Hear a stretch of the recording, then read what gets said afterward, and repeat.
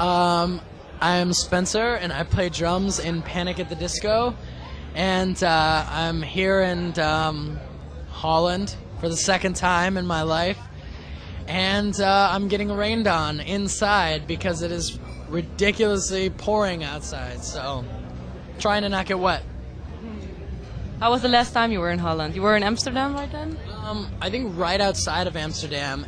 We played our first show ever there. It was a small club show, and it was awesome. We got a chance to kind of go and see the city, and it was great. So our second time back, obviously a lot more people because of the festival, and it was awesome. It was great. And you're coming back in like October, isn't it, to do two shows? Yep, coming back in about a month and a half, and hopefully those will be headlining shows. So we're really looking forward to it, and we can't wait to get back. Well, you started with playing Bling 182 songs. It is. Do you still play them? No, not really, not as much as we used to. I mean, that was when we first got our instruments, and we didn't know how to write our own songs. All we could do is play other people's songs, and their songs were pretty easy to play. So we started with that, and then slowly grew into writing our own songs, and then I don't know. From there, just kind of grew out of that whole phase. But it's still fun to look back on. Just for fun sometimes. Yeah, well, sometimes for fun. Sometimes for fun. But you rehearsed in your grandmother's living room, is it true? A little while, for about a month. When Brendan first got in the band, our first practice with Brendan in the band was at my grandma's living room. And from then we moved on. But yeah, we couldn't afford a practice place when we first started. You know, we were just 16 years old, 16 or 17, and I don't know. It was the best option at the time. But your grandma, was she deaf or something like that? Or maybe she was afterwards? Maybe afterwards, yeah, exactly. I don't know. She didn't seem to mind, so I hope we didn't turn her deaf by our music, so. Well, now your debut album is released. Is everything like all the reactions, are they like you hoped for? Or? Well, I mean, I guess it's definitely what we hoped for, but not what we expected for it to go so fast and so big so fast. You know, it's our first CD. Everything we're doing now is for the first time. I mean, it's the second time or third time in Europe, but it's the first time we've ever done the festival kind of run thing, and so everything's been so new to us over the past 10 months that we started touring. And then to come over to these countries that we've only been to once, or even some of them never at all, and see all these kids that are singing all the words, it's pretty unbelievable. Exactly. So, but it's definitely, I don't think we could have hoped for anything better, at least for where we are so far. But isn't it, you already mentioned it, everything's like going really, really fast with you guys. Isn't it like maybe too fast? Do you have like the feeling things are like out of your own control? And well, I mean, yeah, I guess any band, I guess we would have liked to, if we had it, the perfect, plan or whatever would have been to have a little more experience before we were in front of thousands of kids playing.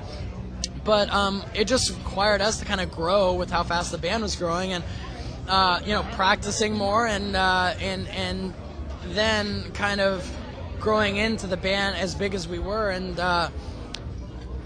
trying to make sure that every decision or everything that we do or everything that has our name on it that goes out there is exactly what we want our band to be. And I think that's the only thing we can do to keep in control of the situation. But, I guess we're definitely completely involved in everything that happens with our band, so that's really all we can do. A lot and lots of pressure now for writing new songs, and for your second album, it must be like terrible, the pressure. It's definitely a lot of pressure to live up to kind of what this record has done, but I know for this record we kind of wrote the songs that we wanted to write. We used instruments like, there's accordion, there's trumpet, there's all these weird instruments in a record that when we were writing them, we're like, nobody's gonna like this, you know what I mean? Nobody, and then kids did, so I think we're just gonna follow that same formula of just doing what excites us, and hopefully it's the same thing that excites people when they hear it. But why do you made like two pieces? Your album consists of two parts, like basically. Why is that?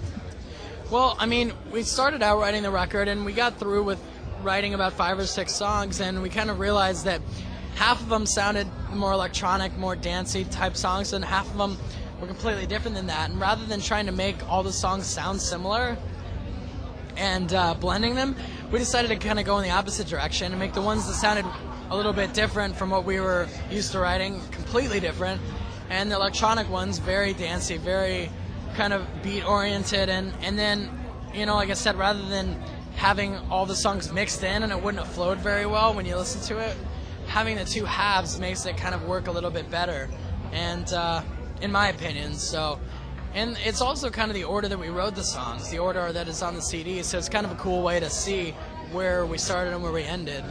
Did you also record it when you were in the studio? Did you also record it in 2 parts, or do you record it mixed?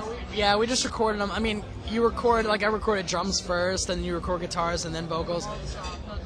Exactly. So I mean, I recorded all the songs, kind of mix and match the hard songs with the easier songs to play, so that you don't just spend 3 days recording the most difficult stuff. So, yeah.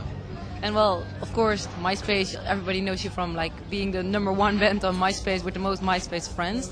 How do you manage to like add all the friends still? Well, I have to admit, it's not us going on there adding the friends. We have some people from that help us out with that, because it takes so long. We've got so many friends on there, which is amazing, but it's an awesome tool to kind of, kids know if they want to find out your tour dates, if they want to find out the news, if they want to hear any new songs, to go on MySpace. And so it's an awesome tool that we have, something that bands didn't have 10 years ago. And I guess just trying to use that to our advantage, and it's been working. So there are people helping you with that part of the promotion. For adding friends, yes. We're gone. Like we can't get internet all the time. So did you just like hire somebody for adding friends all day long? No. I think it's somebody at the record label, the intern that they make do all the bad jobs. I already was thinking, well, that must be a dull job. Well, what's coming up next? Like, you're doing this like really rainy festival in Holland today, and you already mentioned like a couple of new shows in October. And is there a European or an American tour planned, and second album writing, new songs, new material? We're here for about 5 more days. We've got like the Kerrang Awards, we've got Reading and Leeds, and then in October we'll come back, and I think we're in Europe for 2.5, 3 weeks. So we're going to be doing shows in cities that we've only been to once or twice before. We're going to be doing a lot of places that we've never been before in Europe, which will be really exciting. And we're going to Australia for the first time as well. And then we'll go back and do about a month in the US, and then starting in the winter we're going to start writing and then record for our next record. So pretty busy. My biggest fears are needles and spiders. And your first addiction? First addiction? Well, I'm not that exciting because I don't drink and I don't smoke, so I can't have addictions like that. Oh, okay, addictions like that. All right.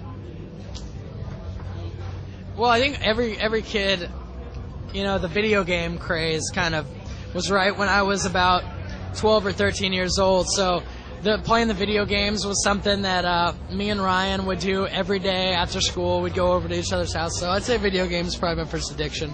You're still doing video games on the bus a lot? Not as much, but it's definitely something to pass the time when it's raining and you don't have anywhere to go. So movies or video games. And what is your most embarrassing stage moment till now? Most embarrassing stage moment? I guess one time when I was playing, not that many people actually saw it. One time when I was playing, I wasn't even paying attention, and I hit myself with my stick, like right here, and I started bleeding actually, and I had to keep going, and I couldn't touch. I had to keep playing the song, so I couldn't wipe the blood off, and I just felt like it's such an idiot, and I was just trying to hide my face, hoping that nobody would look at me, because I know that they would be like, oh my god, what happened, and I'd have to tell them that I hit myself, which doesn't sound very cool. So. And your favorite comic or cartoon character? Probably Spider-Man. I don't know, Spider-Man or Batman, I guess. Yeah, pretty big in America. I don't know if Spider-Man or okay. Yeah, well, yeah. So we got tons of those. and the weirdest or maybe nicest thing a fan did for you guys? Well, I think some of the funniest things that that fans will do is they'll record, they'll make their own music videos to our song, and we had one of these two girls who dressed up like Brendan and Ryan from one of our other videos, and they had like fake like mustaches, and like they tried to look at guys, and they tried to recreate our video, and they gave it to us on a DVD, and it was actually really like put together very well. I mean, it had like a DVD menu and everything. It was crazy. And then also we had like fans will like bake us cakes, and then the top will be like a picture of the band or something like done on the icing. It's kind of crazy. Did you eat them? What? Did you eat? Oh yeah. Oh yeah. Okay, and the last question is, if Panic at the Disco is ever going to cover a song, which song do you want it to be? We actually do cover some songs, actually. We cover Radiohead song, Karma Police, and a Smashing Pumpkins song. I mean, we only have the 11 songs on our CD to play, so when we have to play for an hour, we have to figure something out. And covering songs was something that we really like to do because it's the way, I mean, when we listen to music and we love the bands, it's awesome to then go on stage and play those songs as well. So we've got a ton of tons of our favorite bands' songs that we love to cover, and we'd probably end up choosing different ones for the next time we come over. So I don't know, we'll see.